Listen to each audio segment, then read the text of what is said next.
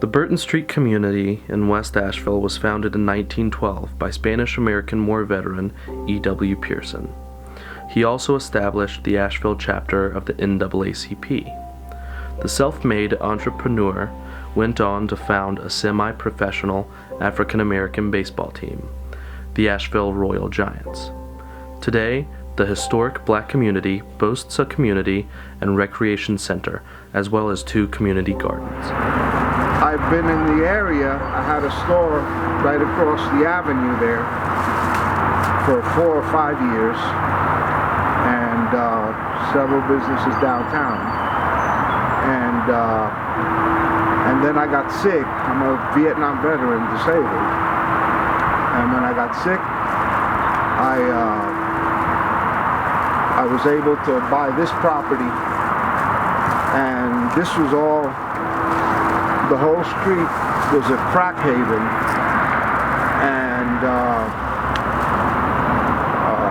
prostitutes, and if you drove your car down here, 20 people would approach it and stop. 10 on one side would be selling you drugs, and the other 10 on the other side were selling you their underwear. But we got cameras up. We did a community thing, and I specifically asked for the bumps in the road that you see, and these stop signs. I mean, and it was a community effort. It really was. According to the North Carolina Department of Transportation, the widening of I-240 and I-26 will begin in 2021. Construction of the I-26 connector will displace many residences from the Burton Street community, some families who have lived in the neighborhood for generations. In numbers, I moved here when I was 2 and lived here until I was graduated from high school at 18, then lived in another community for 20 years and been back over here about 10 years. But I'm West Asheville all the way. I live specifically on Burton Street. And my house will be in I-26 way. The information that I have received is that it would get my entire property. The timeline is anybody's guess. This has been going on for over 20 years, and so we're back and forth to the point that I do not believe any timeline that they give me.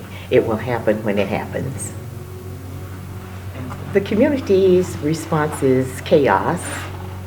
It's not a way to live. From day to day, you don't know when and where you're going to be, how long it's going to take, or if it will take place at all. So it's not a good place to be right now. We are very proud of our community. Would rather stay in our community, but the worst part is not knowing when, where, or how.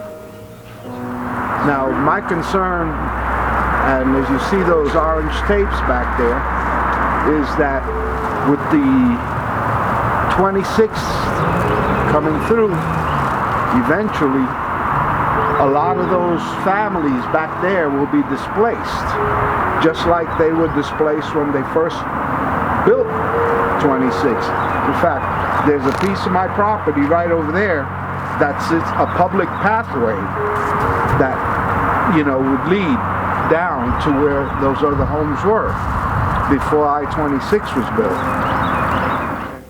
It has been told me that it definitely will be taken. It will become the new access road. So that's not an option. No matter what they do on either other end, by my house being on the top part of Burton Street, then it will go, because that will become the new access road to Hayward Road. But with the inconsistency of when it's going to happen or how it's going to happen, you just stay put and continue to. So the easiest way to stay there and the less hassle-free way is just to live your life day by day. And when and if it comes, prepare at that time.